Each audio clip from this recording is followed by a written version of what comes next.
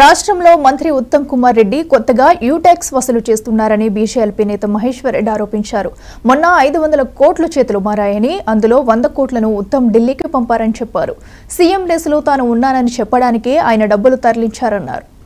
నల్గొండ నిన్న జరిగినటువంటి మంత్రి మండలి అంశంలో ఇవన్నీ కూడా మాట్లాడడం ఒకవైపు సంతోషమైతే, మరోవైపు బాధాకరమైనటువంటి అంశం ఏమంటే కేవలం ఇష్టమన్నటువంటి బోనస్ సన్న బియ్యానికి మాత్రమే ఇస్తారట. సన్న బియ్యం పండించేది మా ఉత్తమ్ కుమార్ రెడ్డి గారి ప్రాంతంలోనే సన్న బియ్యం పండిస్తారు. నల్గొండ ప్రాంతంలోనే నాగార్జున సాగర్ కిందనో సన్న బియ్యం పండిస్తారు. తెలంగాణ వ్యాప్తంగా అత్యధికంగా 130 కోట్ల మెట్రిక్ టన్నుల ధాన్యం కొనుగోలు చేసే దాంట్లో కేవలం 15 నుంచి 20 వేల టన్నులు మాత్రమే సన్న బియ్యం ఉంటుంది. 1,15,000 నుంచి 1,15,00,000 నుంచి 1,20,00,000 మెట్రిక్ టన్నుల ధాన్యం అంతా కూడా దొడ్డు బియ్యమే ఉంటుంది. సన్న బియ్యం పండించాలంటే దానికి సరిపోయేంత ఈ అట్మాస్ఫియర్, తెలంగాణ క్లైమేట్ కానీ, దానికి వచ్చేటువంటి మరి రోగాలు కానీ, ఈల్డ్ కానీ తక్కువ ఉంటుంది. కాబట్టి రైతాంగం ఎప్పుడు కూడా దొడ్డు బియ్యమే పండిస్తాడు. మరి మీరు అత్యధికంగా 1,30,00,000లో 1,15,00,000 మెట్రిక్ టన్నులకు మీరు ఇవ్వాల్సినటువంటి సబ్సిడీ ఇవ్వకుండా కేవలం నల్గొండ జిల్లాలో వాళ్ళు కూడా ఎవరు ఆ సన్న బియ్యం ఎవరు కూడా ప్రభుత్వానికి అమ్మరు. ఎందుకంటే బయట మార్కెట్ అనేది 3,000 రూపాయలు టన్ను ఉన్నది. మీరు సన్న బియ్యం మీరు 500 రూపాయలు బోనస్ ఇచ్చి సన్న బియ్యం పండించాలంటే మీరు మళ్ళీ కేసీఆర్ తోవలనే పోతుంటే అనిపిస్తున్నది. మీరు కేసీఆర్ గారు గతంలో కదా సన్న బియ్యం పండియండి, ఎకరానికి 1 కోటి రూపాయలు వస్తే వారు చెప్పినట్టుగానే మీరు కూడా మేము బోనస్ ఇస్తాం సన్న బియ్యం అని అంటే రైతాంగానికి ఈల్డ్ వచ్చేది దొడ్డు బియ్యము, రైతాంగానికి లబ్ధి వచ్చేది దొడ్డు బియ్యము. ఈ క్లైమేట్ అట్మాస్ఫియర్కి పండేవి కూడా దొడ్డు బియ్యమే.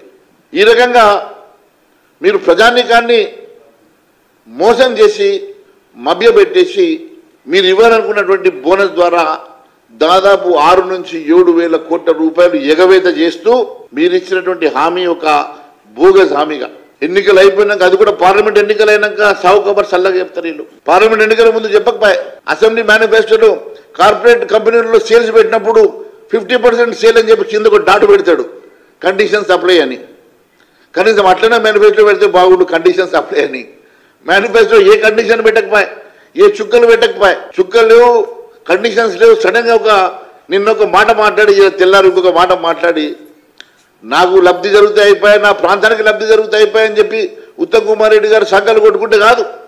ఈ తెలంగాణ ప్రాంతంలో మిగిలినటువంటి 30 జిల్లాల్లో పండించేటువంటి దొడ్డు రైస్ గురించి ఎందుకు ఆలోచన చేస్తలేరని అడుగుతున్నా.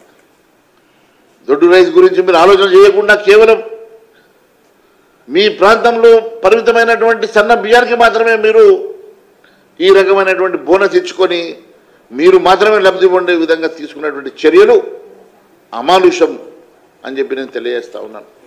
మరి ఖచ్చితంగా దీన్ని ఒకసారి ముఖ్యమంత్రి గారు కూడా రివ్యూ చేసి రైతాంగానికి ఇచ్చిన మాట నిలబెట్టుకోవాలని, రైతాంగానికి మీరు ఇచ్చిన మాటను ఎందుకు మీరు బ్యాక్అవుట్ అయ్యి యూటర్న్ ముఖ్యమంత్రి పేరు తెచ్చుకోవద్దని, మీరు కూడా కొంతమంది మాటల ట్రాప్లో పడి తప్పులు చేయవద్దని చెప్పేసి నేను ముఖ్యమంత్రి గారిని కోరుతా ఉన్నాను.